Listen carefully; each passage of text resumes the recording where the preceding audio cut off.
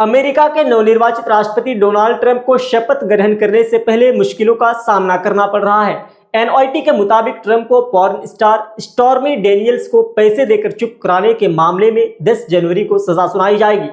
शुक्रवार को इस मामले के जज जुआन मर्चेंट ने कहा कि ट्रंप सजा सुनाए जाने के वक्त व्यक्तिगत रूप से या वर्चुअली रूप से कोर्ट में पेश हो सकते हैं। बता दें कि पिछले साल मई में मैनहट्टन की कोर्ट ने ट्रंप पर 34 आरोप तय किए थे, जिनमें पॉर्न स्टार स्टॉर्मी डेनियल्स को पैसे देकर चुप कराने का आरोप भी शामिल है। 2016 में ये पैसे इसलिए दिए गए थे ताकि स्टॉर्मी ट्रंप के साथ सेक्सुअल रिलेशन को सार्वजनिक यानी पब्लिक ना करे। ट्रंप ने मर्चेंट को कट्टरपंथी और पक्षपाती बताते हुए कहा, ये अवैध राजनीतिक हमला और एक धांधली के अलावा कुछ भी नहीं है, ये हमारे संविधान के खिलाफ है। ट्रंप के प्रवक्ता स्वीटन चेवोंग ने इस फैसले की निंदा करते हुए कहा कि यह सुप्रीम कोर्ट के इम्यूनिटी डिसीजन और जुरिस्प्रूडेंस का सीधा उल्लंघन है। यह गैर कानूनी मामला कभी कोर्ट में लाया ही नहीं जाना चाहिए था। चेवोंग ने कहा कि इस मामले में कोई सजा नहीं होनी चाहिए। राष्ट्रपति ट्रंप इन धोखाधड़ी के खिलाफ तब तक लड़ते रहेंगे जब तक ये सभी खत्म नहीं हो जाते।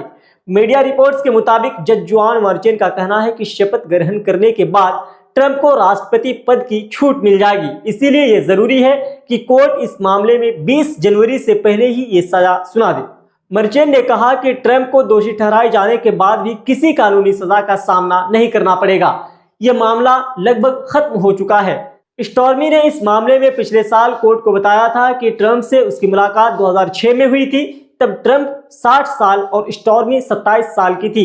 इस दौरान दोनों के बीच सेक्सुअल रिलेशन भी बने थे। इसे लेकर ट्रंप और स्टॉर्मी के बीच 2016 में एक गुप्त समझौता हुआ था। इसके मुताबिक स्टॉर्मी को ट्रंप से रिलेशन को लेकर चुप रहना था।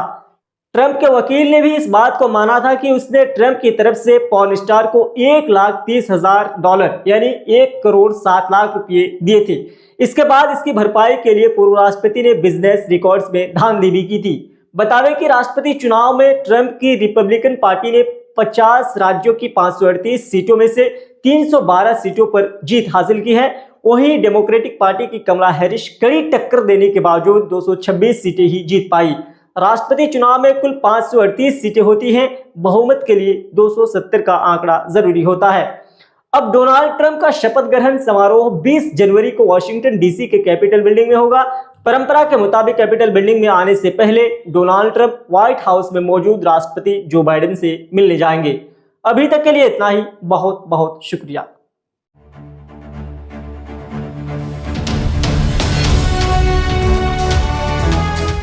ट्रू रिपोर्ट्स, सच आप तक।